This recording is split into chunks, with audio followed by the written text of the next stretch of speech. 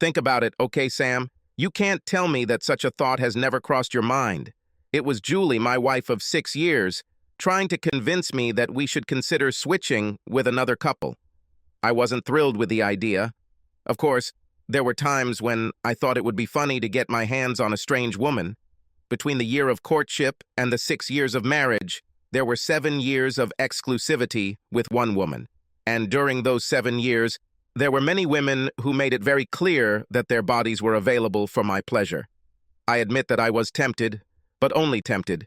Too many of my friends' marriages have failed because one or both of the spouses who had pledged fidelity couldn't resist when something strange came their way. I have to admit that I'm not exactly a saint. My virtuous behavior was partly due to the simple fact that Julie is an absolute stunner. A pretty face, eyes you could get lost in, a body that belonged in some sexy magazine, and a libido that still makes me dizzy. Why tempt fate? Also, one aspect of the exchange may have some appeal, the part where I have sex with the other man's wife. The other half just left me cold, the part where the other man has sex with my wife. Definitely not one of my fantasies. But then my wife tried to convince me that switching places could be fun. Clearly, all the work I had put into making Julie happy and satisfied with our sex life was in vain. So, I did my best to explain to Julie the reasons why it wouldn't work. My arguments weren't the best. It came out of nowhere. I've just finished my second ale, and I admit that I may not be very good at making counter-arguments when I'm emotional or after 2 high-octane ales. Julie, I have no desire to watch you have sex with someone else. Okay, then we'll do it in different rooms. I don't want some guy to have you in our bed. You take the master bedroom, and the other guy and I can use the guest room. What about diseases? We will make everyone take tests and find out the results before the exchange. Julie, you seem to have an awful lot of answers. How long have you been thinking about this? It's only been a couple of weeks, Sam, but I've been reading about it. I wouldn't want to do anything that would jeopardize our marriage. You don't think that sex with another guy won't jeopardize our marriage? Not if we both agree to it in advance and both get something from it. It's sharing, not changing. Julie noticed my hesitation. Damn, I can't believe she brought this up after I'd finished my second ale. It wasn't fair, or maybe that was why she was bringing it up now. I'll tell you what, Sam. We won't rush. I'll put an ad in the Real Detroit Weekly. We will meet several potential couples. If something doesn't seem right, we'll stop it. No harm, no violation. Now let's go to bed. Like a lamb to the slaughter, I allowed my wife to take my hand and lead me upstairs to our bedroom.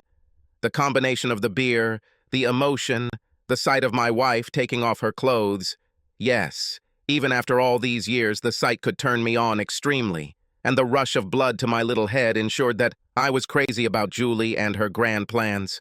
I did everything I could to turn Julie's world upside down that night.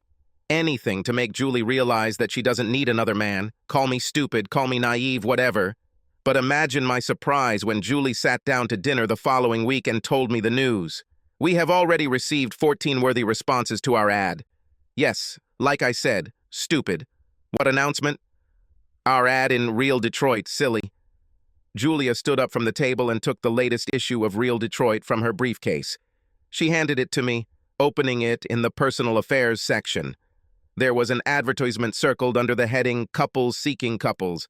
Attractive, clean, white couple, mid-20s, looking for the same partner exchange. I've read this damn article at least 3 times. Julie, I don't remember saying yes to that. What the hell? Sam, I just thought it got you so worked up last weekend that you agreed. I could tell you were thinking about it the whole time we made love. You had a glassy, absent look. I knew you were imagining yourself with someone new. This is wrong. Damn it. Julie actually had the nerve to start laughing at this. I started to sulk. Julie stopped laughing, sat on my lap, and kissed me. Looking me in the eyes, Julie returned to her counter-argument. Well, in that case, thank you. I understand you were trying to impress me with your masculinity and toughness. Damn it, it was. Listen, Sam, I started talking about the exchange not because I was unhappy. I thought it would add an element of fun and excitement. I thought we could have a little fun with this before we have kids and become a typical suburban family with a minivan and strollers. Julie hesitated for a moment before continuing. I'll tell you what. Let's just try it and see what happens. This will give us a chance to overcome conventions, at least for a while. Didn't I already say this? Stupid, naive me. I didn't say no, and the train kept moving. It didn't take long for Julie to make an appointment with the couple she chose from all the answers. The following weekend, Julie and I were getting the house ready for an evening of fun with our new friends. On the table in front of the fireplace were 2 trays of appetizers, as well as open bottles of Merlot and Pinot Bianco. There were 2 sofas on both sides of the table. Everything was ready for the happy couple to meet. Everyone but me. I kept wondering how angry Julie would be if or when I kicked the potential changelings back out the door. But I didn't. The doorbell rang, and Julia and I opened the door together. Kyle and Susan were standing there. Kyle had a big smile on his face, and Susan looked just like me. It was as if the guillotine had suddenly appeared, and we were condemned. Kyle had a dozen roses in one hand and a bottle of Burgundy in the other. Julie motioned for them to come in. Before the door could close, Kyle passed the bottle to me and put his free arm around Julie. Susan stood rooted to the spot, clearly not knowing how to greet me. They were an attractive couple. Kyle was at least 10 centimeters taller than my 180 centimeters, obviously a gym goer or some kind of athlete. He had that handsome, stern look that women seem to be in awe of. Susan was a sweetheart, although she would have been even prettier if she had smiled. She really has surpassed Julie in terms of figure. Her bust might have been a little smaller, but the whole outfit was something that would make most men's mouths water. We were introduced to each other and the wine was poured. We sat and chatted. Each couple was on their own settee, but Julia sat opposite Kyle and Susan sat opposite me. I was about to top up everyone's glasses when Julie stood up and announced, "Well, we all know why we're here." They left with Kyle. She looked at me with a smile on her face. "See you in the morning."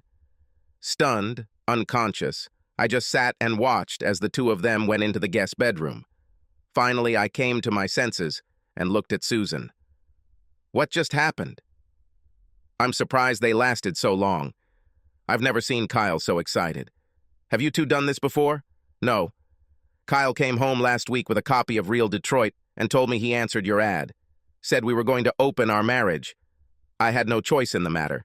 You don't seem to like it too much. Why did you post the ad if you have such doubts? I didn't do it. Julie did it. Like you, I was overwhelmed by it all. Look, don't get me wrong because you are a very attractive woman, but if you don't mind, I'd rather spend some time getting to know each other better.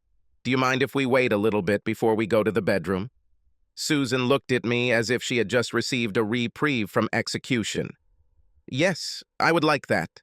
That's exactly what we did. We sat down on one of the sofas and talked. I liked her, but from our conversation I realized that she was one of those women who needed a huge dose of self-confidence. She knew she was beautiful, but felt she was compared poorly to women like Julie and was reluctant to share her views on most of the topics we discussed.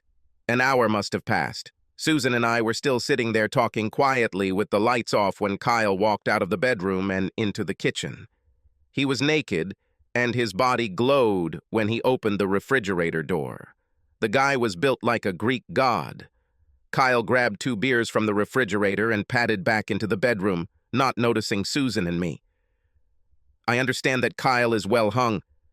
Yes, it's big. It could hurt if he's not careful. I think this may be the reason for trading him. Damn, that's the last thing I wanted to hear. I lifted Susan off the couch. Okay, why don't I show you the bedroom? You can sleep in our bed, and I'll take the chair.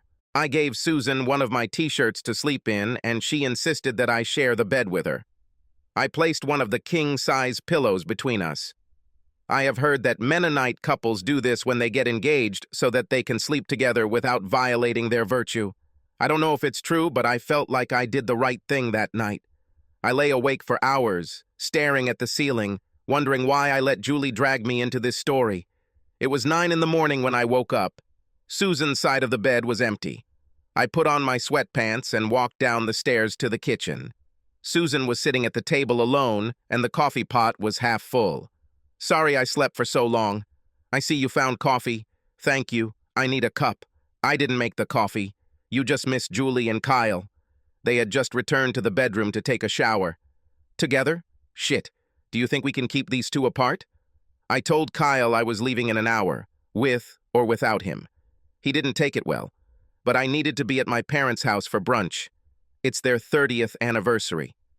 I grabbed the Sunday paper from the porch and went about my usual Sunday morning routine, coffee and the sports page, followed by the book review section.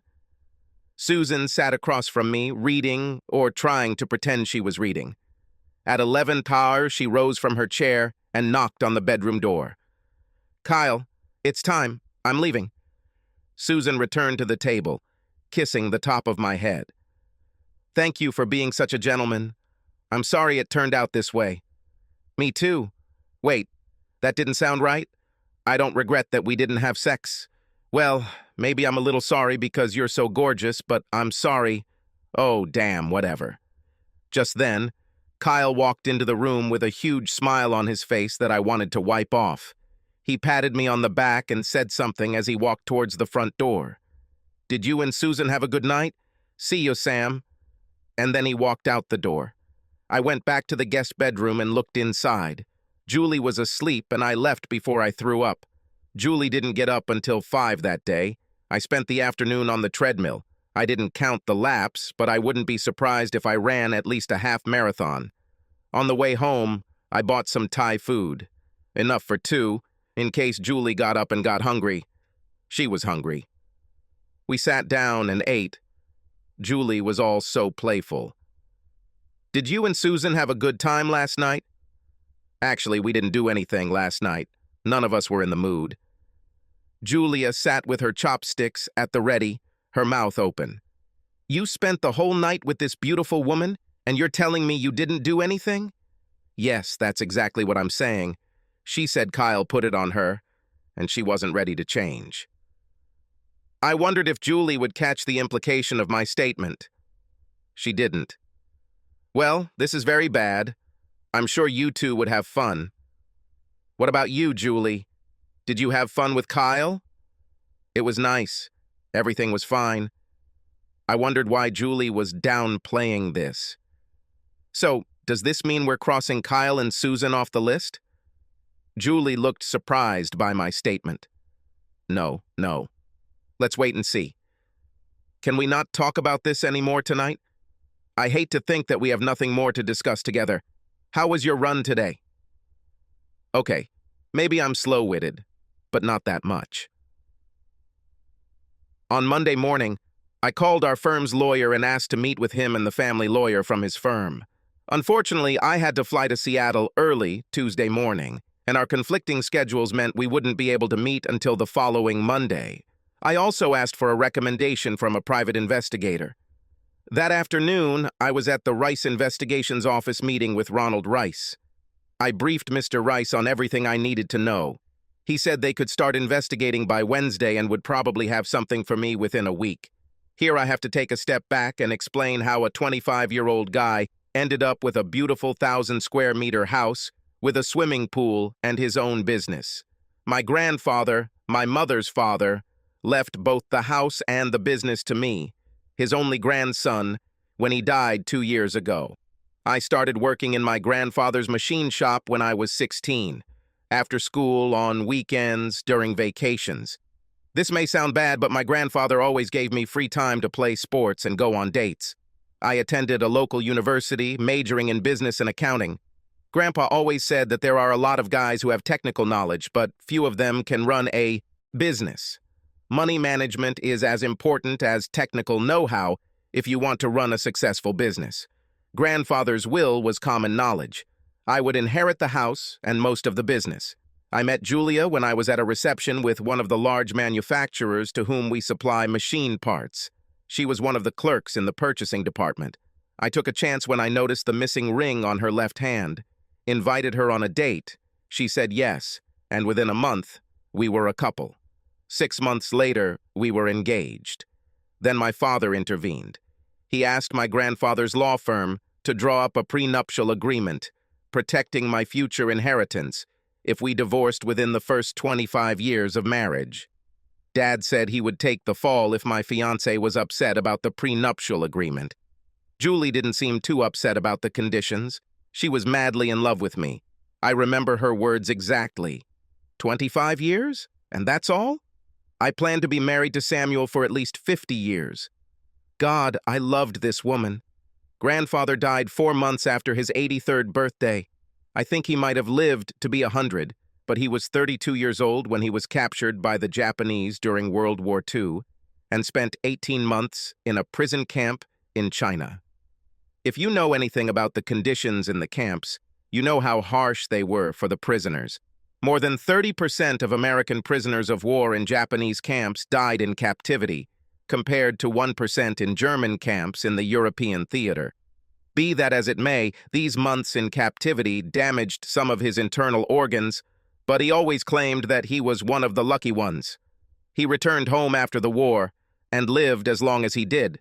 Here I am, 29 years old, with a wife, a house, and a great business.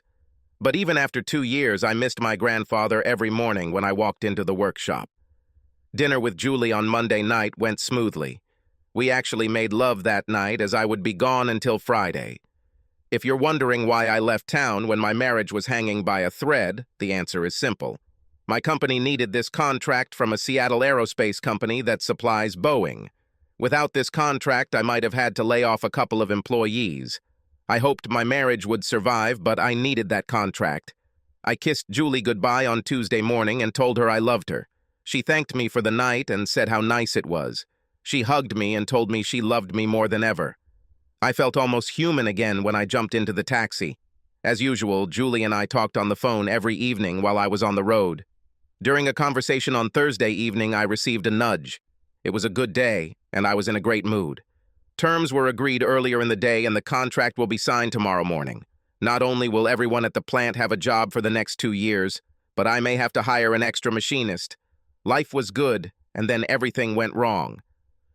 Julie's voice shook with emotion as we chatted. I thought it was because of my news, but apparently something else was more exciting. Guess what, Sam? I spoke with Kyle today, and he explained why Susan was so reluctant to change last Saturday. They discussed everything, and Susan agreed to this Saturday. Isn't this wonderful? Wait, Julie, do you mean they will come again on Saturday? I'm not too thrilled about this. I've been out of town for 3 days, and I'm looking forward to spending some time with you. We'll have it all done on Friday when you get home, Sam. Don't worry, you'll be a happy camper when I'm done with you.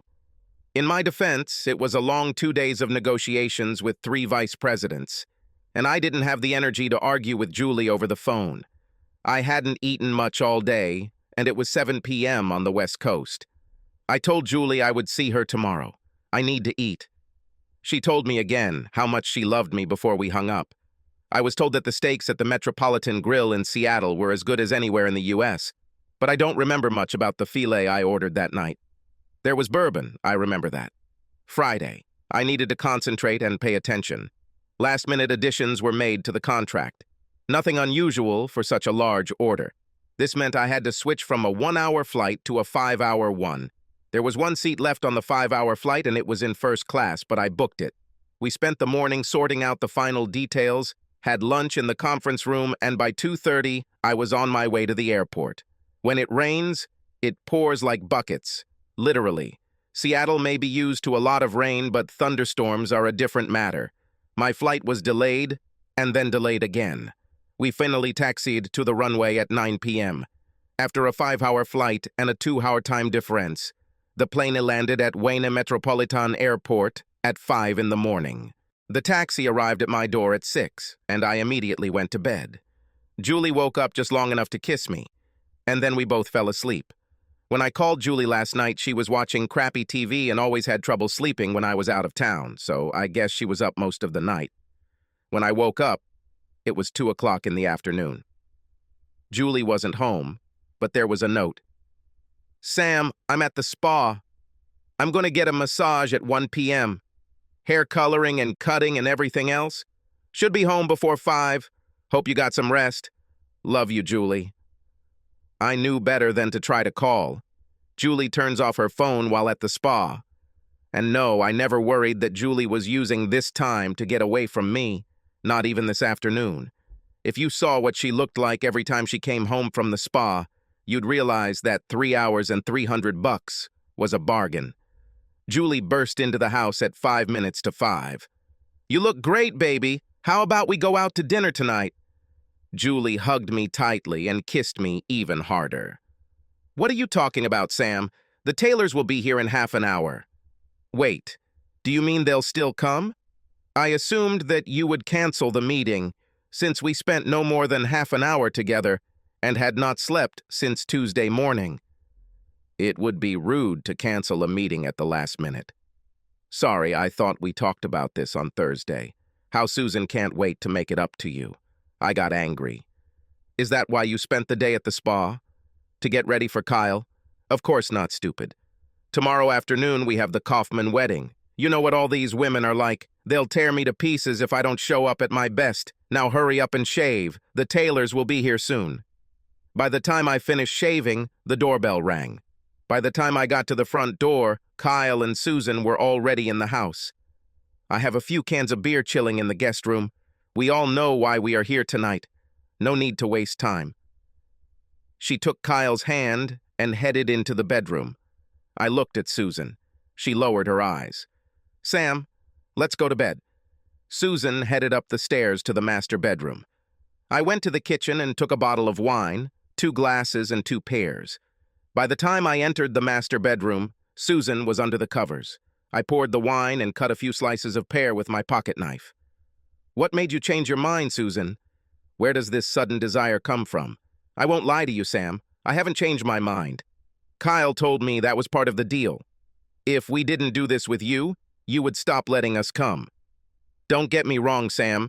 I think you are a very attractive man and a true gentleman, but I'm not in love with you. That's not who I am. Please, let's go to bed and let's just do this." "No, I think we are both who we are. We're not going to do it just because our spouses want it. Let's drink wine and watch TV."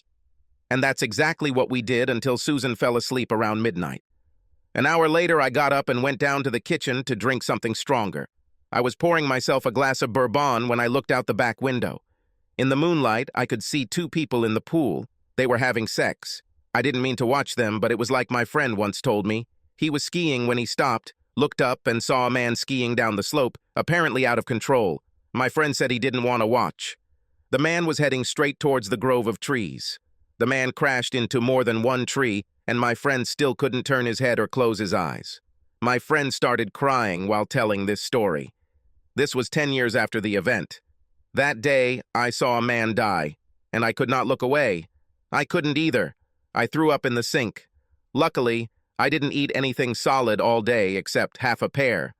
I washed the vomit down the drain and headed back to the bedroom, pouring myself a second glass of bourbon. It dawned on me as I looked at Susan sleeping on the other side of the bed. I threw back the blanket and lifted the sleeve of the t-shirt she was wearing. I saw this before, but didn't pay attention. There was a large black and blue bruise on Susan's upper left arm. I didn't wake her up, but I did put a note on the bedroom door so she would see it before leaving the room. "Susan, important. Wake me up." It was early Sunday when Susan woke me up. "Sam, what is it? Why do you want me to wake you up so early?" I looked into Susan's eyes. "Where did you get this bruise on your arm?" Susan looked scared. "I ran into the door. I'm so clumsy. Why did you ask?" "I don't need this crashed into the door nonsense." "How? Tell me the truth." I lowered my voice. She still looked scared, but this time she answered me. "Kyle did it. He got upset when I told him that you and I didn't have sex last weekend. He said if I didn't do it this time, he would hit me again." "Did he beat you?" "When?" "Last year when we quarreled. He doesn't hit me often, but sometimes when he gets really angry, he gets a little carried away." "Susan, it doesn't mean a little skidding. Have you thought about going to the police?" I never knew, or at least never knew for sure, what a battered spouse was. But I had watched enough life movies with Julie to understand everything Susan said over the next 10 minutes. All excuses for her husband's abuse. All the reasons she couldn't leave him. All the reasons why she refused to admit the truth when police questioned her last year. Susan spoke, and I listened, not trying to argue with her. "Susan, don't worry. I'm going to tell Julie and Kyle that we had sex last night. You should say the same. Tell Kyle we've done this twice. Remember, twice. Tell him I was a gentleman, and it was a pleasure. Not cool or anything. Just cute. We need our stories to be true, but we can't let Kyle get jealous. If Julie and Kyle want to get back together next weekend, go for it. Don't act like you're impatient. Just tell him it's okay. You understand?" I didn't tell Susan what I actually had planned for the coming week. I didn't trust her enough to not spill the beans if Kyle was mean to her. He might not have hit her again if he didn't think she was hiding something. When Julie and Kyle came into the kitchen later that morning, I played a game. "Kyle, you were right. Susan and I had a fantastic night." The looks on Julie and Kyle's faces almost made me feel sick again. Kyle and Susan left soon after. Julie and I went to the Kaufman's wedding and reception, acting like the loving couple everyone expected to see. Julie hinted while we were dancing that I could expect some action when we got home, but by the time we walked through the door, I told her I was too tired. I think she was relieved. She was probably still sore from last night. Monday will be a long day. I held a short meeting at work, assigning tasks to each of the managers of my company to prepare for a new job. At 10:30, I was out the door. Meeting Ronald Rice opened my eyes. Here's what I found out. Kyle Taylor was a sales representative for a company that did business with Julie's company. They must have known each other well before Julie brought up the topic of trading with another couple. The newspaper advertisement was a ruse to hide the obvious intended outcome. Kyle Taylor has a history of run-ins with the law. One of the reasons he would never advance beyond sales representative was his criminal record. 1 conviction for battery and a felony for assault. Kyle was lucky with his job, although both sentences were passed more than 6 years ago. He was investigated, but his wife Susan did not press charges, and he was released. By now, I wasn't too stunned to learn that Julie and Kyle had a long lunch last Thursday at the hotel. The more I heard, the more surprised I became that Julie, who I thought was a pretty smart woman, got involved with such a snake. Did she have any idea who she was having sex with? My meeting with the lawyers that day set everything in motion. Both lawyers listened to the chain of events leading up to today. They were glad I didn't have sex with Susan, but I noticed something in the way they looked at each other that made me uneasy. What? It would be very helpful if you could somehow get Julie to confirm that the exchange was her idea, that you never said yes to this. It would also be helpful if we could get a statement from Susan confirming that the sex never happened. The lawyers and I discussed the prenuptial agreement and the expected terms of the divorce. According to the prenuptial agreement, my home and business were safe. I will probably end up sharing half of the other assets accumulated after the wedding. This, of course, hurt me, but I was determined to end this marriage as quickly as possible. A new contract for the plant would take a lot of time over the next few months, and I couldn't afford for that contract to fall through. It was easy to get Julia to open up on Monday night. She admitted that the idea of the exchange was her initiative. Since she now assumed that I had slept with Susan, Julie went on and on during a pleasant dinner about how she knew I would like it. She even admitted that she did it over my objections, chatting blissfully while I secretly recorded the conversation.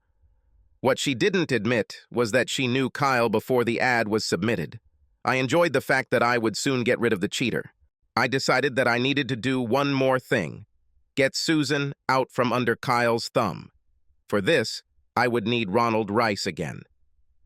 Separating Susan from Kyle turned out to be easier than expected.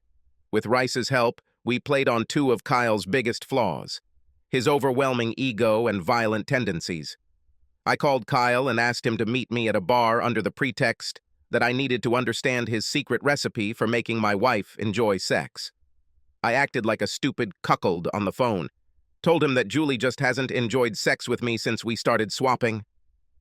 What was his secret? Kyle couldn't help but swallow my words of sorrow at his excellent lovemaking. The fool agreed to sit with me and share his knowledge about women. On Wednesday, we met and sat at a table in a bar. I listened to him, All this time, I continued to buy drinks. Kyle must have had 4 beers and 4 whiskeys in the hour and a half we were there. I thanked Kyle and told him it was time for me to leave, but asked the bartender to get Kyle one last beer before I left. Just to thank you for your help. I wasn't there when the second part of the Kyle ambush happened, but Rice told me the next day that things couldn't have gone better. One of Ron Rice's partners, one John Henson, leaned over the back wall of the booth and quietly said that Kyle was complete crap. Obviously, the whole thing was a provocation, but Kyle was too drunk to realize it, and as Henson walked past Kyle with his back turned, Kyle hit him. Henson screamed, and the bartender and 2 patrons called 911 while Kyle was subdued by 2 other patrons. $3,000 was well spent, including the $1,500 that Henson received for his role in the play. The cops showed up. Kyle was arrested and charged with assault and battery. As a result, he had to serve 2 years. His public defender asked for probation, but given Kyle's past criminal record, the judge sent him to jail. I'd hate to frame him, but any man who beats his wife deserves to go to jail. 2 years seemed like a lenient sentence, considering what he had done to Susan, but at least he was gone and Susan was safe, for now. One of my lawyer's partners was referred and helped Susan connect with a women's group to help abused spouses. I also asked a friend of mine who had a small business to offer Susan a job. It was only an entry-level position, but it helped Susan transform from an abused wife to an independent divorcee. As for Julie, things moved quickly on Friday. After meeting with my personal banker, transferring some money, and closing several joint credit card accounts, Julie was serviced on Friday evening when she returned home from work.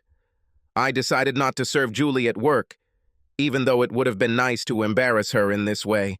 My lawyer advised me to remain calm until a settlement was reached. I took his advice, and in the long run, it turned out to be a smart decision, financially speaking. The locks have been changed. Julie was greeted at the door by my lawyer's representative and handed a packet of divorce papers. Before Julie could open the package, I called her into the dining room. "What is this, Sam?" she asked, holding the package in her hands. "These are divorce papers, Julie. Sit down for a second." Julie just stared at me as she sat down. "Julie, I know you set up this whole charade for me so you could sleep with Kyle without me knowing I was set up. I know you two knew each other before all this started. I know you met him last week while I was out of town. I'm not going to stay married to a liar and cheater." Julia resisted. "But you slept with Susan. Don't play Mr. High and Powerful with me." I never touched Susan. We only told Kyle that lie so she wouldn't get beaten up again. You didn't know that. At least I hope you didn't know that. Kyle beat Susan after the first weekend when she and I didn't follow through on your agreement. We had to fake it the second weekend for her. It doesn't matter now. Your little friend is in jail. He will most likely be there for some time. I sure as hell hope you don't do something stupid. For example, you pay a deposit for him. If you do this, I will make sure that the financial agreement is changed in the divorce. Julie spent the next half hour trying to convince me that we loved each other, that we could forget about it and start our family. She even tried that it was just sex crap. I kept my cool. It was hard not to yell at her for ruining our marriage and stymieing my love for her. It was already late, and I paid the lawyer sitting in the living room by the hour. I ended the call and told Julie to gather some personal items so she could find a place to live while the courts sorted out the details of our divorce. Julie had her own credit card and access to a checking account that still had a few $1,000s left in it, so she wouldn't be sleeping on the streets. It's a pity, but the law doesn't work that way. My phone rang 5 or 6 times that night after she left until I decided to turn off the phone and try to get some sleep. When I turned on my phone the next morning, there were just as many messages on my voicemail and even more texts from Julie. It wasn't fun or easy.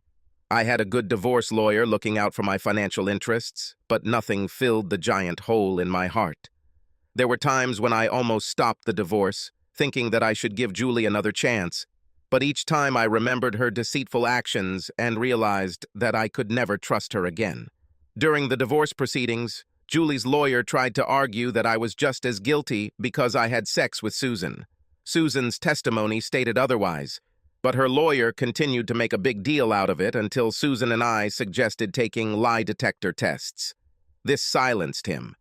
My recording of Julie's confession that she had tricked me into the arrangement was never entered into the record, but the judge still listened to the transcript before ruling it inadmissible. How can you not hear something and forget it? I'm sure that had something to do with the final decision, which was fair, but far less than what Julie's lawyer wanted. During all this damn divorce-related, I did what too many betrayed husbands do. I drank a lot. My health and my relationships with friends and family suffered. Fortunately, during the workday, while I was busy with important matters, I could control myself, but after the end of the workday, everything returned to the bottle. See, the thing is, Julie is the kind of wife who will sit next to you on the couch and watch the Lions, even when the Lions are having a bad season. She saw that my beer was almost empty. She got up and got me another one. Long necks. And it's not easy beer crap, but real beer. How many wives will go to a dozen Tigers games every season? Wearing an alkaline jersey?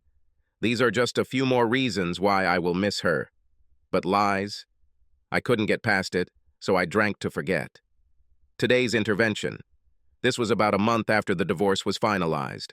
My father and my best friend showed up at my house one fine Saturday morning. They kicked out the girl I picked up the night before. Turns out we didn't even have sex because I was too drunk for it. Despite the anvil pounding in my skull, they made me shower, get dressed, and take me to breakfast. This was the beginning of my recovery. My friends took turns supporting me in my sobriety and path to recovery. In 3 months, I had a 10K race planned for charity. Running led to the next chapter of my life because that is how I met Deborah. We both ran along the school track. The soft running pad took some of the pressure off my limbs as I was now running up to 10 kilometers 4 days a week. And I couldn't help but notice a cute and athletic woman with a long blonde French braid. I've seen her a few times before, mostly on weekends. She was friendly enough to smile at my good morning as we walked by. I also noticed that she was paying close attention to a 5 or 6-year-old girl who was either doodling in a coloring book while sitting in the bleachers or running around the area. One Saturday morning, I decided to take a chance and introduce myself when a nice woman stopped and started stretching after her run. I stopped next to her, extended my hand, and told her my name. Of course, this could happen in 2 ways. She could ignore my attempt at friendship or shake my hand and tell me her name. She opened door number 2. "Hi, I'm Deborah. Nice to meet you, Sam. I've seen you here before. You always seem to be focused on your run, so I never bothered you." I looked into her big brown eyes, happy that she decided to accept my greeting. And I try not to pester the women who train here. I suppose it's hard enough to be an attractive woman without guys hitting on you everywhere you go, but I decided to take a giant leap of faith and ask if I could buy you a cup of coffee. I would love to have a cup, but I'm here with my daughter. Well, if you want, introduce me and take her with you. The cafe has hot chocolate and other treats for children. During this exchange, I noticed that the little girl was watching us with interest. Sorry, Deborah, before we continue, I noticed that you are not wearing a wedding ring. Please tell me that you are not married. I would never approach a married woman. No, I'm not married, and never have been.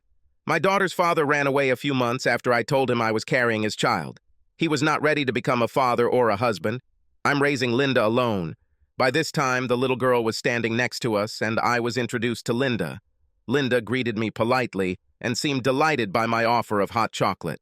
We took our training bags. Linda grabbed her coloring supplies, and the 3 of us headed to a local coffee shop a block down the street. As we sat in that coffee shop, little Linda was enjoying her hot chocolate with a smile on her face. Deborah and I were making small talk over a cup of coffee. I felt something, but I couldn't describe it. Almost a year passed before I realized how I felt at that moment. At the time, I was too absorbed in having fun with these 2 charming ladies to attach much importance to it. My affair with Deborah began that Saturday morning. While talking over coffee, we planned to have a real date the following weekend, and everything worked out perfectly. Deborah and I had a lot in common: music, movies, politics. Over the next 2 months, We spent at least one weekend evening together. Linda was with one of her two grandparents or with a nanny. I tried to include Linda in our plans for at least one day every weekend. The little girl seemed to accept me and take a liking to me. Every once in a while, I would spend a weeknight having dinner at their house. Deborah and I took our time, but eventually became close after a few months of dating.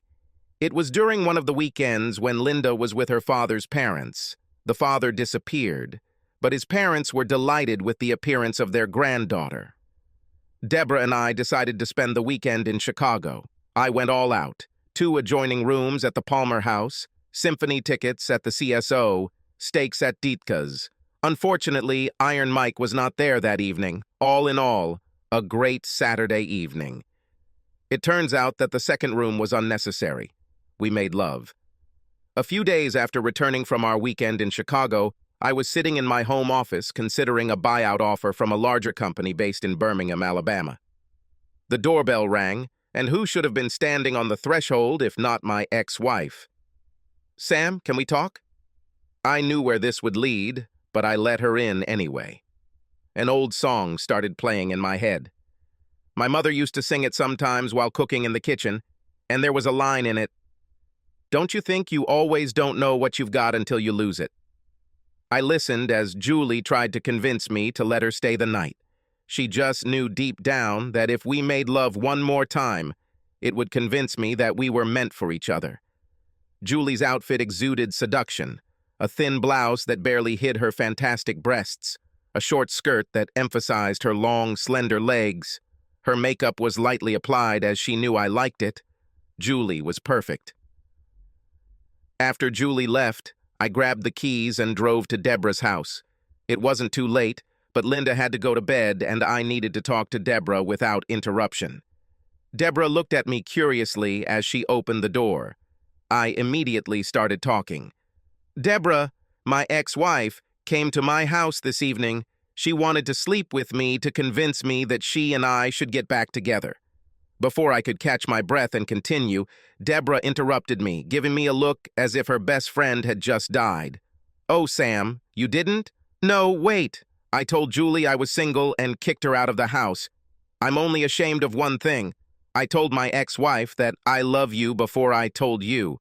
I rushed here as soon as I closed the door behind her to tell you that I love you, Deborah Jones, and that you've made me the happiest guy I know."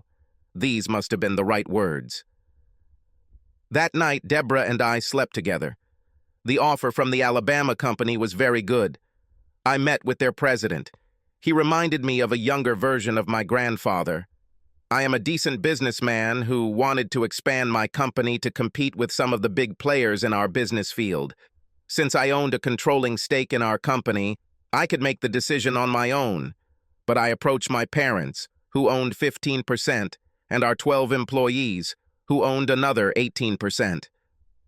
After reviewing the offer and hearing the acquiring company's need to not only maintain the plant in Michigan, but also expand here, everyone agreed to the buyout. I agreed to stay for at least a year to manage the transition and train my deputy as plant manager. We negotiated for the next 2 months. The morning I had to sign the final papers, I got up early, poured 2 cups of hot coffee, bought 2 jelly rolls from the diner, and drove to the church cemetery. I placed 1 coffee and 1 muffin on my grandfather's tombstone and unfolded my lounge chair to sit for a while. "What do you think, grandfather? Am I doing the right thing? You spent 25 years building this business, and now I'm selling it. I wish you were here to give me instructions like you have done all these years. I admit, I was looking for some sign from above. Anything that would help me get rid of the guilt I felt about missing out on such a precious gift." Of course, all the logical T's were crossed out, and the I's were dotted. The sale made sense. All the employees agreed with this decision, but my heart did not agree with it. I sat for another half hour, finishing my coffee and muffin, waiting for the sun to rise above the eastern sky, hoping that some plant or animal or whatever will do something mystical. Nothing, nor the wise owl sitting in a nearby tree, making a sound that I could interpret as a sign. Nothing. I folded up the lounge chair and headed to the car. I went to the lawyer's office and signed the papers. I felt like crap, despite the smiles of everyone else at the conference table.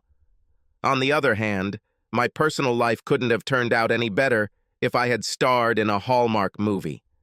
I was in a loving relationship with a beautiful, inside and out woman. Almost a year after the night I confessed my love on Julie's porch, Julie and I were engaged, and that's when things started to get tense between Linda and me. During the time Deborah and I were dating, and up until that point, Linda spent at least one weekend a month with her father's parents. I was usually at Deborah's house when Linda arrived on Sunday afternoons. During the time Deborah and I were dating, and up until that point, Linda spent at least one weekend a month with her father's parents. I was usually at Deborah's house when Linda arrived on Sunday afternoons, and we never noticed any negativity after Linda returned home, but Linda's attitude changed shortly after Deborah and I announced our engagement. Suddenly, Linda began to act differently towards me. Linda's paternal grandparents asked if Linda could spend more time with them, and Deborah graciously agreed. Now, Linda visits their home at least twice a month. The first clear sign that there was no mistake in this, that something was wrong, appeared 2 months before the wedding. I asked Linda if she would take her empty plate to the sink after dinner. Her answer was, "You are not my father, and you cannot tell me what to do." Linda ran out of the room. Deborah and I looked at each other. "Where did this come from?" I asked. "I don't know. Let me check on her." That was Deborah's answer before getting up from the table. I sat there for 10 minutes or more before I realized that Deborah wasn't coming back to finish her meal. I cleared the table, including Linda's plate. I put the dirty dishes in the dishwasher, the leftovers in the refrigerator, and still no sign of Deborah. I walked down the hallway and gently knocked on Linda's bedroom door. Deborah opened the door, walked out into the hall, and told me she would be staying a little while. That Linda is very upset. Should I just leave? Probably. I'll call you tomorrow. I'm going to spend the night trying to figure this all out. I left, went to Miller's Tavern for a drink, and then headed home. The relationship between Linda and I did not improve. In fact, they slowly got worse. I was at a loss, trying to find a way to reconnect with Linda.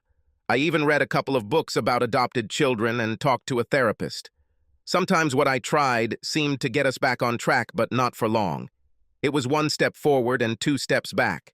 It was a month before our wedding when we also learned that Linda's father, Nathan Miles, had returned to town and was living with his parents. Here's a guy who ran away when his girlfriend was 4 months pregnant, saw his daughter a total of 3 times in the first 7 years of her life, never paid a penny of child support, and suddenly we're hearing hints about parental rights from Nathan's parents. Throughout this 3-month period, up until the week before the wedding, Deborah tried her best to play the role of referee. She tried many ways to improve the relationship between Linda and me. Unfortunately, Deborah saw everything through the eyes of a single mother who was solely responsible for the well-being and upbringing of her child. She was clearly biased towards Linda when it came to who should do what to make the relationship work. That's why I read these books and talked to a therapist. Things came to a head the weekend before our wedding. I was sitting in Murphy's drinking a bottle of beer when Nathan Miles walked through the door. I had only met this asshole once before, when he dropped Linda off after one of her visits to her grandparents. Nathan stood next to me and began, "Listen, you're not going to take on the role of daddy to my little girl. Her mother has no fucking right to let you be her daddy. I won't let this happen." I turned in my chair to look him straight in the eye, but before I could say anything, Ed, the bartender, came over and asked him to watch his mouth. There were other people at the bar. He also warned the 2 of us to be quiet and not be rude. Ed's words calmed me a little, and I softened my answer to Nathan. "Look, I won't try to take over your role as Linda's father, but that means you have to become a father. You can't be her father if you're only going to see her once every couple of years, or if you call her mother obscene names. It doesn't work that way." Nathan's response to my attempt at politeness was not at all what I expected. He shouted, "Fuck you. I will raise my daughter the way I want," and hit me. Here's the thing. I've never taken martial arts lessons. I've never served in the military or as a secret agent, and I've never carried a gun in my life. But I have a very strong head, and I was lucky that my father taught me to defend myself and respond if I got into a fight. For probably the third time in my life, I applied what my father taught me to Nathan. Before he realized what had happened, I gave him the change. The ambulance and the police arrived at the same time. I'm incredibly lucky. 2 other patrons heard my subdued verbal response to Nathan's initial outburst, and at least 5 patrons saw Nathan hit me first as a provocation. I spent over 4 hours in the hospital emergency room on Friday night. As I left the hospital early Saturday morning, I was trying to figure out how I was going to turn the left side of my head toward the camera during wedding photos. The left side of my head was shaved for the 6 stitches the doctor gave me. I didn't need to worry. I won the battle but lost the war. Saturday afternoon, I knocked on Deborah's front door. She opened the door and Linda was standing behind her. Linda started screaming at me, "I hate you, I hate you. You tried to kill my dad." Deborah walked out onto the porch, closing the door behind her. "Linda is very upset now. Nathan's parents picked her up early and took her to visit her father in the hospital. They said you tried to kill him. I know it's not true, but he's pretty badly hurt. Listen, Deborah, I didn't start the fight. Just look at my head. He hit me with a beer bottle without any warning. He just took the bottle and hit me on the head."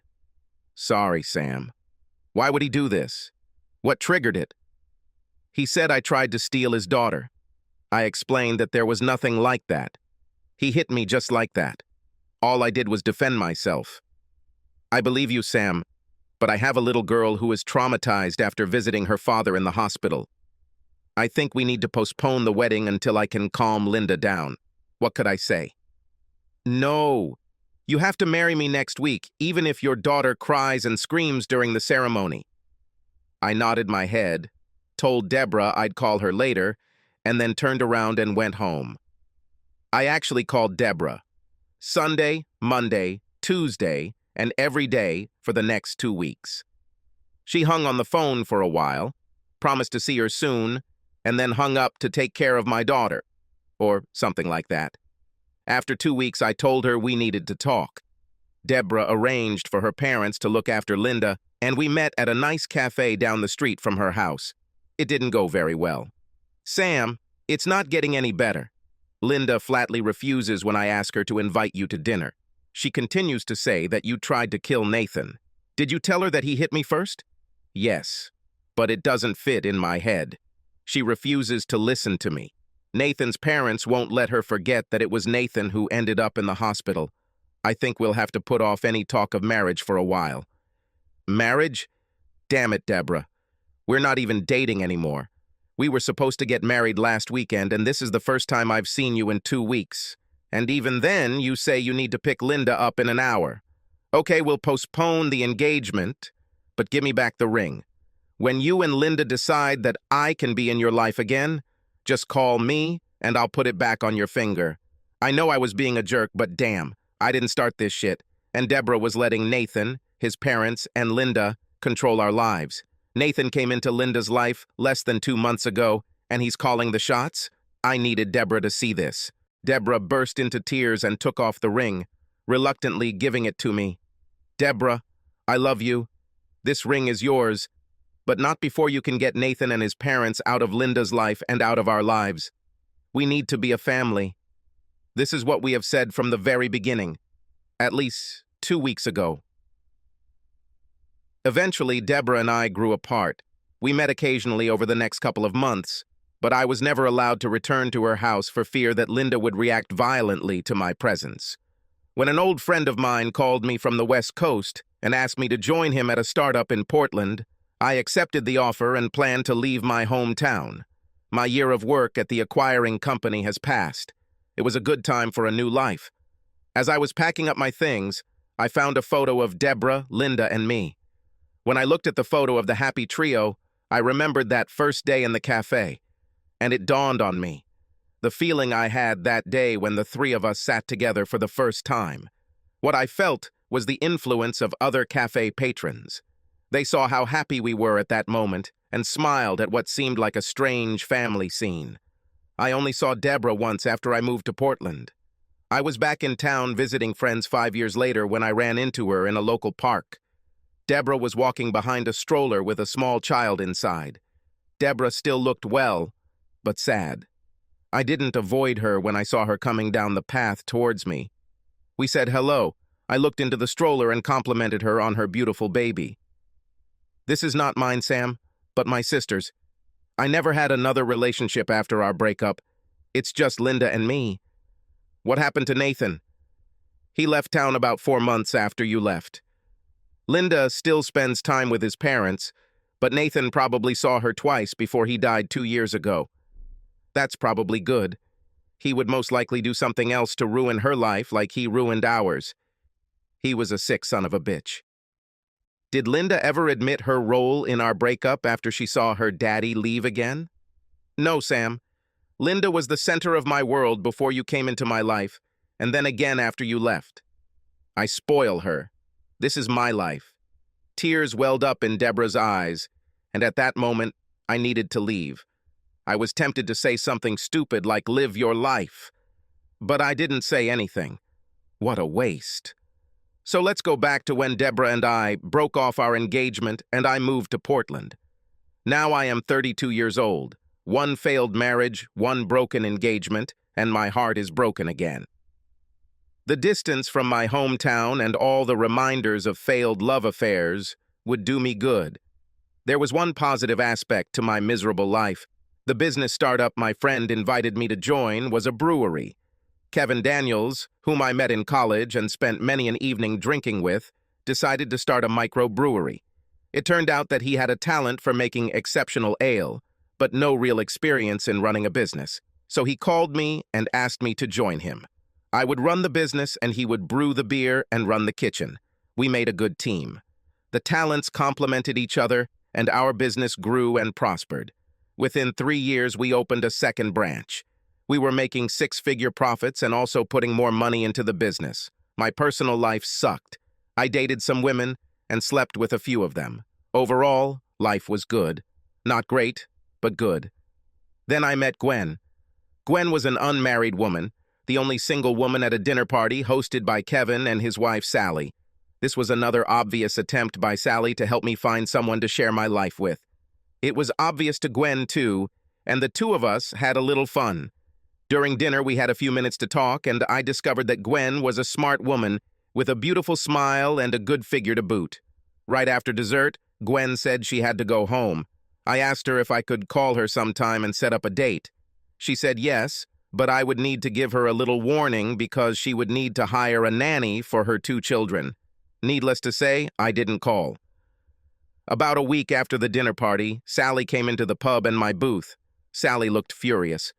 I thought you were going to call Gwen and ask her out.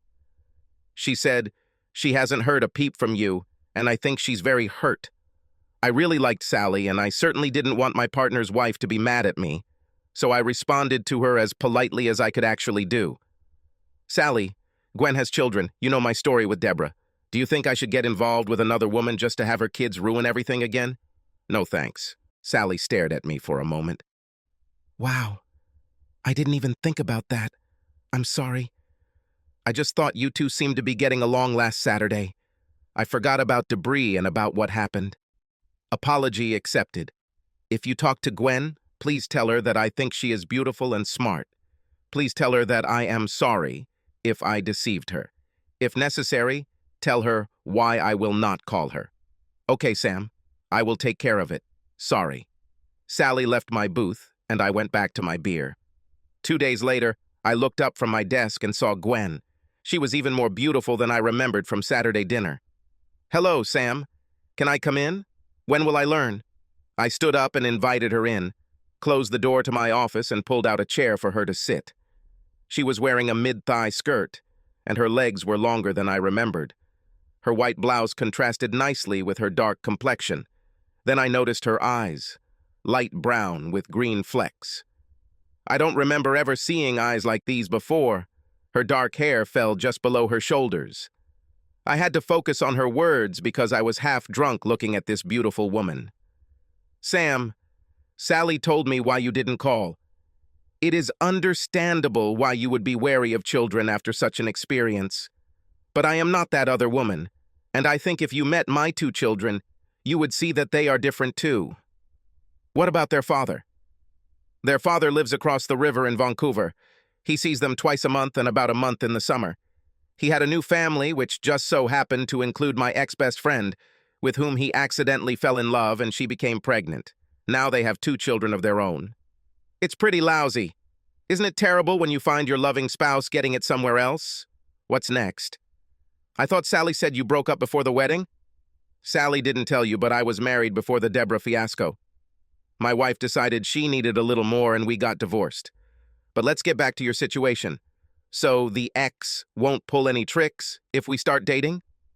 I won't get ahead of myself, but let's just say that if I get married again, his alimony will disappear, although he will continue to pay child support.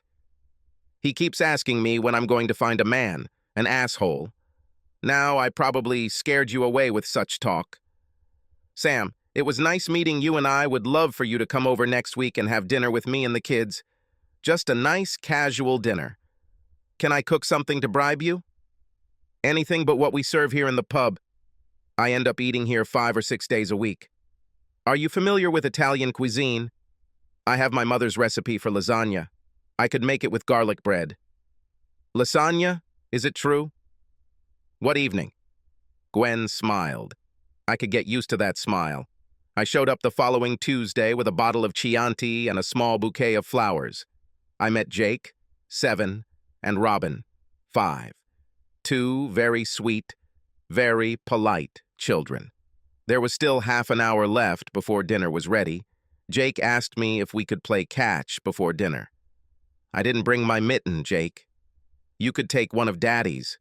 He left a couple here. I looked at Gwen. A couple?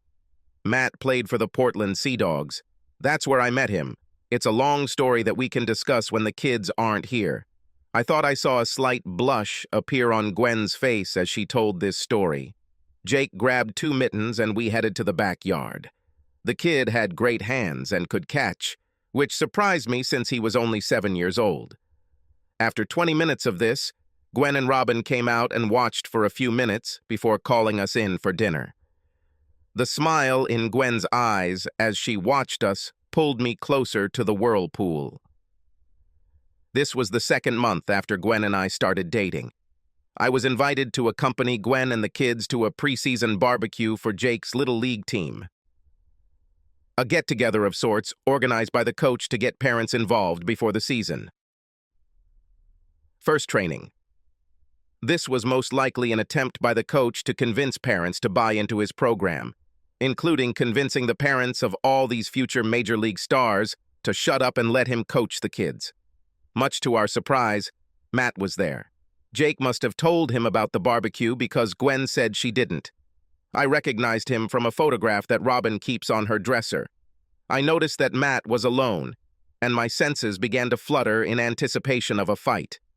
Matt walked up to us, and both kids ran up to give Matt a big hug. Then he straightened up and extended his hand. You must be Sam. Jake and Robin told me about you. Thanks for helping Jake with his game. He's gotten a little better over the last couple of months. Jake said you're working with him on it. Matt looked past me to Gwen. Hello, Gwen. Hello, Matt. Where's Nancy? She didn't want to come this afternoon after what happened last time. She said it was about Jake, not the adults. I think deep down she's still confused about how things turned out. Let's leave everything as it is. Fine? I looked at Gwen and saw it in her eyes. She would never accept that her best friend stole her husband. But then Gwen did something that just surprised the hell out of me. She looked me straight in the eyes and gave me a smile that made me smile. Have you ever met someone you were prepared to absolutely hate, but ended up loving? This is what happened the day I met Matt. He had such an easy, charming manner that tapped into the ball of vitriol I had been saving up in case I met the man who broke Gwen's heart. While Gwen was talking with the other mothers, Matt returned, and we spent another 20 minutes or so getting to know each other better. He left and joined another group of fathers when he saw Gwen returning. But just before the barbecue ended, he approached me again. Okay, maybe that's when I'll get a warning, I thought to myself as he walked towards me. Sam, I've done a lot of stupid things in my life, but there's only one thing I'm truly ashamed of. Gwen never deserved to be abandoned like Nancy and I did to her. She's a wonderful lady and mother.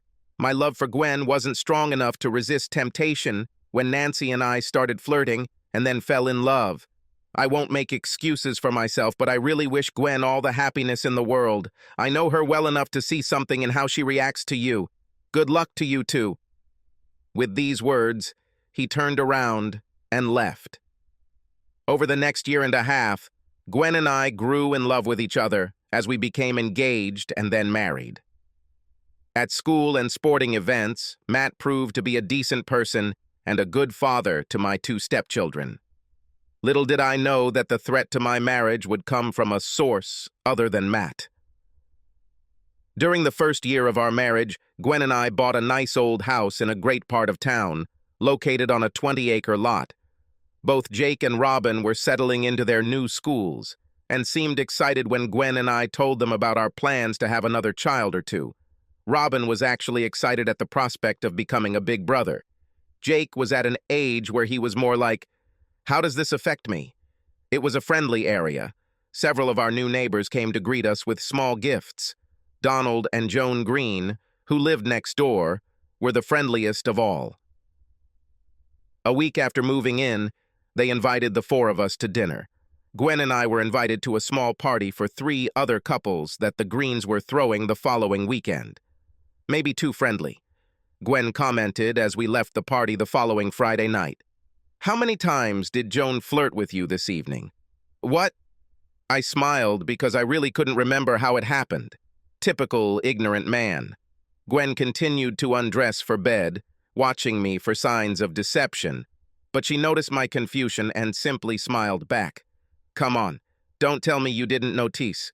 I saw her snuggle up to you at least 2 or 3 times. And when Donald asked me to dance, I thought he was trying to trip me up. Damn. I felt like we were back in high school. I looked back and actually remembered watching the 2 of them dance. At the time, I thought Donald was just a lousy dancer, but now I know better. What a goat. I'll have to keep an eye on him. It's fun, but it was a weird party. When I spoke with the Collins couple, I felt like I was being interviewed for a job.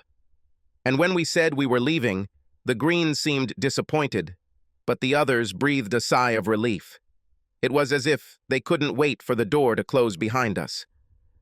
The girls invited me to join them at a spa they are going to visit on the coast next month. I'm not sure I want to go. Why not? When was the last time you had the opportunity to have a girls' weekend? Not once in all the time I've known you. And you always say how you wish you had several girlfriends. Think about it. By this time, Gwen had pushed me back onto the bed. "Are you trying to get rid of me?"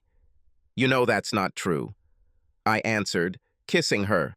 Up until this point, I had avoided saying anything about our sex life. I always considered myself lucky that the 2 previous women in my life were very good lovers. I'll just state that with Gwen, I'm not missing anything. Next month, Gwen was due to join the ladies for a 2-day weekend at a luxury spa. I was invited to join my husband at Donald's house for poker. We've been playing poker for a couple of hours. Booze flowed freely. The language and themes became more and more obscene. Hal Collins even shared some intimate details about their sex life. More intimate than I was willing to share, although I could feel 3 pairs of eyes on me, waiting for me to relax. After another 10 minutes of banter, Collins said to David, "Why don't you get another deck of cards? They don't bring me luck." David laughed before standing up and grabbing a deck of playing cards from behind the counter. At first I thought that the cards would be marked and I would start losing, but then David shuffled the cards, Larry cut the deck, and David dealt each of us 5 cards. Before picking up my cards, I examined the backs as carefully as possible for any markings.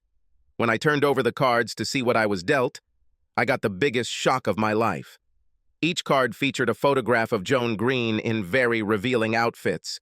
In some photos, she was alone, and in others, she was with other men. I looked up. All 3 men laid their cards face up on the table. I looked from the cards to 3 pairs of eyes fixed on me with stupid grins on their faces. David was the first to say something. "What do you think about this, Sam? I ordered them special." All three began to laugh at my silence. If you still haven't understood this, we are exchanging wives, and we'd like you and Gwen to join our group. I found my voice. It will not happen. Neither Gwen nor I are not engaged in treason. Sam, it's not cheating when you agree to switch, and I wouldn't be so sure that your little innocent Gwen is that innocent. What you don't know is that Joan and the other girls talked to Gwen, and Joan told me that Gwen seemed more than a little curious. Why do you think they planned this spa getaway? To give us a chance to talk to you and convince you that you can have your cake and eat it too. I started to get up. Bullshit. David tossed me 2 cards. Look at them, Sam. Do you think any woman could resist trying this at least once in her life? Add some illegal substance to her and she'll crave it, like the rest of the girls. It's worth a look. I was so angry that I thought I could pounce on the 3 of them and beat them to a pulp. Part of me kept my sanity and realized that I didn't believe their claims about Gwen's involvement in all of this. I needed to talk to Gwen before I did something that would land me in jail. I walked out the patio door and returned to my home. Standing in the kitchen, I had to think. I held the phone in my hand, ready to call Gwen, but I hesitated. For this conversation, I needed to look Gwen in the eyes. It was already 2 a.m. Gwen was due home in 10 hours. Then we would talk. Unfortunately, Gwen's parents dropped Jake and Robin off at the house half an hour before Gwen got home. I couldn't have this conversation when 2 kids could overhear us. The situation was made worse when I saw the look on Gwen's face as she walked through the door. Something was wrong. She hugged me wonderfully, kissed me on the lips, but there was sadness in her eyes. My heart wanted to burst. What's happening? Gwen, we need to talk. Yes, Sam. We need to talk, but not here, in front of the children. I'll take tomorrow off. You can? We'll talk in the morning when the kids go to school. Fine. For the rest of the day, Gwen and I danced around each other, concentrating as hard as we could on the kids to pass the time. The hardest part was going to bed. We went to bed 2 hours later than usual. I spent those hours in the garage. When I finally climbed into our bed, Gwen moved in and hugged me. I love you. That's all she said. I took sleeping pills. I think Gwen did the same. I passed out after a few minutes. I woke up with the sun shining through the window, a good sign for Portland. I came downstairs just as the kids were leaving to catch the school bus. They each kissed me on the cheek, told me they loved me, and walked out the door. A normal school morning that I hoped wouldn't change after my conversation with Gwen. I felt like the sword of Damocles was hanging over my head as I sat and waited for Gwen to join me. How can a woman who wakes up, makes breakfast for the kids, wears a bathrobe, and wears her hair in a ponytail look so damn gorgeous? Gwen immediately got down to business. Sam, what is this nonsense about wanting to switch partners with your neighbors and their sneaky friends? Why do you think I want to change? Isn't that what you were talking about with these bitches? Wait, are you blaming me for this? I never said that I wanted to change. They told me you and the boys planned this shit. They said that's why you convinced me to go to the spa with them. I told them that we both got divorced because our spouses cheated and we had an ironclad pact against cheating. They told me that it is not cheating when a husband and wife agree to switch partners. It's the same shitty phrase they used against you. Gwen and I looked at each other. It may have been early morning, but the light bulbs in our heads went off at the same time. Crap! They played with us! There were tears in Gwen's eyes. Now, I regret that we didn't talk about it last night. Yesterday, I was worried all day that we would have a protracted fight over their offer to join them. I continued telling Gwen about the card game, about the cards with sexy photos of Joan Green and the conversation that followed. Gwen told me that women tried to play with her in the same way. They made it sound like I was interested in the exchange and wanted her to go along with the plan. We walked in circles, and in the end I had to ask, what makes you think that I would be interested in these women? Didn't I say that you are my ideal?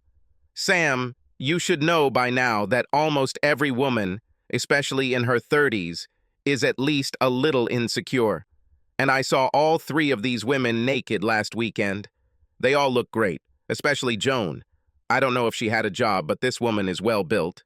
Maybe, But she also sleeps with everyone. I couldn't believe these photos. I don't find it the least bit sexy. I looked at Gwen. Something was still wrong. What's the matter, baby? I can tell that something is still simmering inside and waiting to come out. What's on your mind?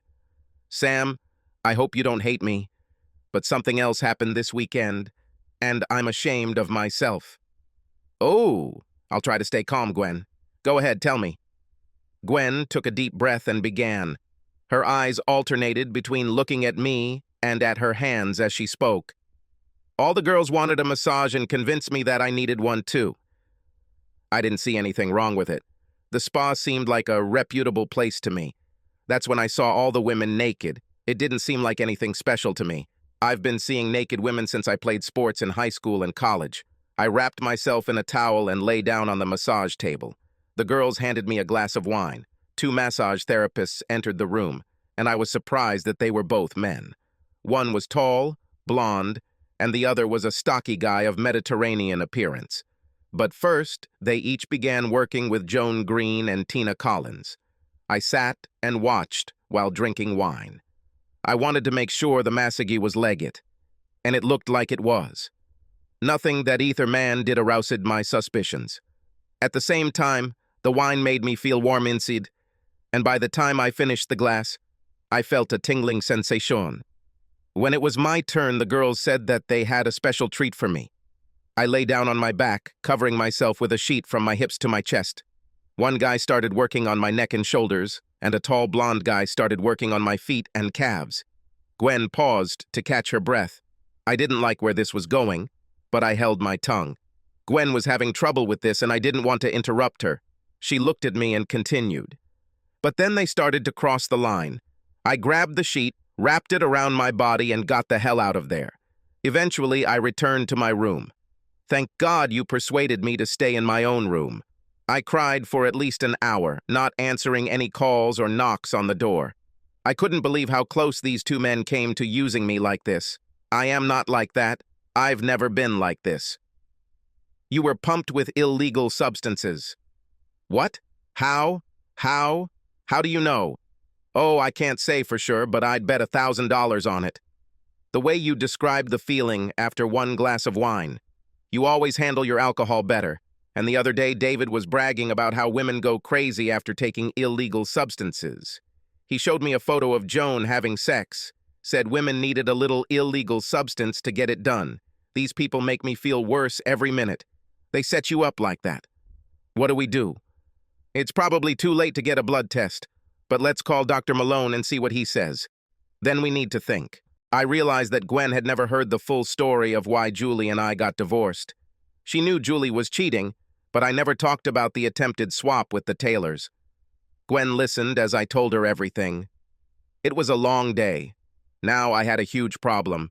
Gwen and I had just bought this house and were now living next door to a sick couple who were trying to manipulate us with lies and illegal substances to lure us into their twisted group. We couldn't afford to sell the house. We would have lost tens of thousands of dollars. Besides, with the exception of the Greens, we like the area, and the children have just moved in too. But how can we live next door to people we absolutely hate and disgust us with? Plus, part of me just wanted to make them suffer for their attempt to manipulate us, regardless of our marriage. They may even have been the reason for the previous owner's divorce. If we couldn't move, perhaps the Greens could be persuaded to move, but how? I racked my brain for several days until it dawned on me. Both the Greens and Collins had reputations and prominent positions in the city. They were switching spouses, but they kept it a secret. And even if someone thought the Greens were in a liberal city like Portland, was it such a big deal? Most people would think that this involves an exchange of partners between 2 couples. What is the problem? But I saw those playing cards. Photos that Donald thought would excite me and entice me to join their little gang. More than a few photos were taken by their pool. The Greens had a high fence for privacy and bushes that prevented any snooping. I even looked out of our upstairs bedroom window and saw nothing. Besides, it wouldn't do me any good to film their next games from anywhere on our territory. This would most likely be an invasion of privacy. I could embarrass the Greens. maybe even get them to move, but I would end up getting sued and probably lose. I had to find a way to film it from a location that couldn't be tied to me. Drone. I've been researching drones and finding that even the quietest ones can be heard when they're hovering overhead at night. How to position the drone for filming without hovering overhead. I looked at the top of Green's roof and an idea came to me. It would take practice and patience, but I think it could be done. With the general plan in mind, I sat down next to Gwen and told her my plans. I thought it would take some strong convincing, but Gwen not only supported me, she identified some gaps in my original plans and suggested improvements. One thing was clear. This only concerned the two of us. No one, not our children, not our parents, not our best friends, was supposed to know what we did, at least until the statute of limitations expires. I bought the quietest drone I could find and paid cash for it. Anyone who grew up playing video games will attest to how easy it is to fly a drone. With a few hours of practice, any gamer can land a decent drone with a good camera on a dime pad, or better yet, with a few leg extensions, on a roof canopy. A second proboscis-style camera will be attached to the front of the drone, giving it the appearance of a mosquito. I took a few days off and went out of town to train. By the second evening, I was able to get the drone to hover from the back of an abandoned barn, along the top to the front. Place him on the front of the top so that his proboscis hangs over the edge. I was ready. Now I needed a way to find out when the Greens were having fun. It turned out to be simple. Although I couldn't see inside their complex from the second-floor window, I could through a small hole I drilled into the wall from the attic. I inserted the second camera into the hole and connected the repeater to my laptop. Every Friday and Saturday night for the next 3 weeks, I checked the camera every few hours to see if there was a party going on. On the Saturday evening of the third weekend, I found myself in this mud. At 10 o'clock, there were 3 couples and 4 unaccompanied men in the pool area. Nothing was happening at the moment, but there were opportunities in the situation. I went to the garage, took the cover off the drone, and launched it. I walked out of the garage and looked up and down the street. Everything was quiet. I used the controls to lift her off the garage floor, out the door, and over the front lawn. Running back into the house, I turned on the monitor and opened the drone camera app. Now I controlled it with the camera so that it moved along the roof line until it was at the very edge of the top. She landed on top smooth as silk, exactly where I needed her to be. I turned on the proboscis camera and focused. The camera captured 2/3 of the pool area, clearly enough to see faces even in low light. I let the computer record what was happening and went to the kitchen to get a beer. This was my first chance to tell Gwen, who was watching a movie in the living room, what was going on. She took a glass of wine and joined me in the office. Just after midnight, we had enough footage for a decent adult film. I had all the necessary personnel. As the party next door moved inside, I fired up the drone again and pointed it back toward our garage. I spent Sunday morning editing the video. There would be no doubt about who the main characters were. The faces of David and Joan Green were featured prominently. The movie editing program was easy to learn. Within an hour, I learned how to zoom in on the parts I wanted to show and even learned how to freeze the action. Overall, 30 minutes of what I thought was a great adult video. I showed Gwen the final product.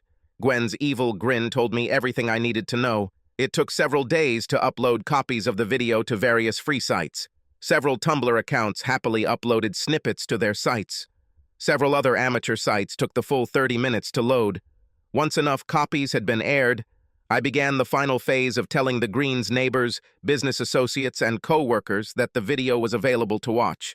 I was especially careful to make sure that the advertising campaign could not be associated with me, but once the campaign was launched, it took on a life of its own and grew. A week later, a for sale sign appeared on the Greens' front lawn. I heard they moved to Los Angeles. They probably fit into the right company there. No one ever guessed how the video was filmed, since the camera angle left no doubt that the video was taken from the Greens' own home. Most people assumed that the Greens were filming their own games, and the recording was intercepted or the video was stolen. Whenever this topic came up, I came up with my own theory. The Greens recorded their games on tape, stored the videos on a computer, and the Greens' computer was hacked. Someone trying to steal personal information suddenly struck gold. One of the other two couples involved in that night's game even tried to sue the Greens for invasion of privacy. I heard that this lawsuit was quietly settled, but that's just a rumor. I must admit, for several months after Greens left, I wondered if I would have some bad karma for ruining their lives in Portland.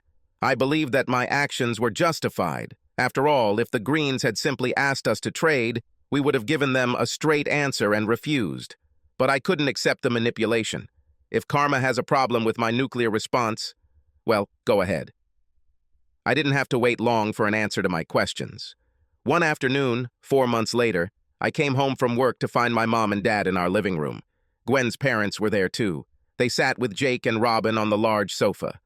"Mom, Dad, what brought you to the city?" I looked at Gwen, and then at her parents and children. Everyone except Gwen had the same look of bewilderment on their faces. Gwen broke the silence.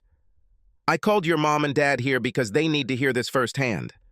And it wouldn't be fair to my parents or my children if everyone didn't hear it at the same time. There are no favorites in this family, isn't that what we said?" Gwen's words made me remember the vow we made to each other the day I proposed. What if she and I had children of our own? Would I play favorites? "Sam, in 8 months, we will have a new baby. You will become a father again." Gwen looked at Jake and Robin. Again. Group hugs, handshakes, a few kisses, and of course, a lot of tears. Later that evening, I sat on the back porch of our house and smoked a cigar. My father was sitting next to me. After a few puffs, he began to speak. "Your mother and I are thinking about selling our house in Michigan and moving here. Your mom wants to be close to her grandson, and we've both started to think of Jake and Robin as our grandsons too. Any thoughts on this?" "Dad, the only thing that has always made my move to Portland difficult is the distance it created between me and you both. I wouldn't want anything better. And I know Gwen feels the same.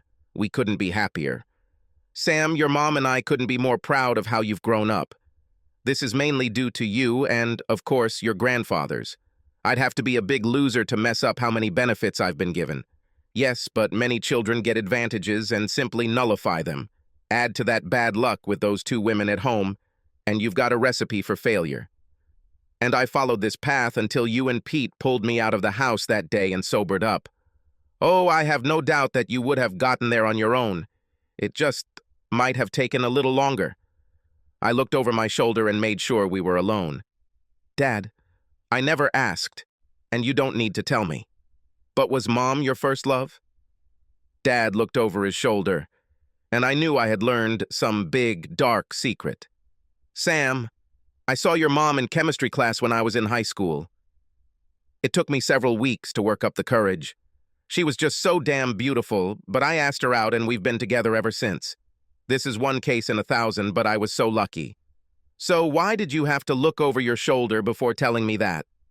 "Because I have a secret that I've been hiding from your mother all these years. Your mother thinks she was stalking me all those years ago. I never told her that I was sitting 2 rows away from her with puppy dog eyes. She doesn't know that it took me all these weeks to work up the courage to ask her out. She decided I was too popular to notice the new girl at school.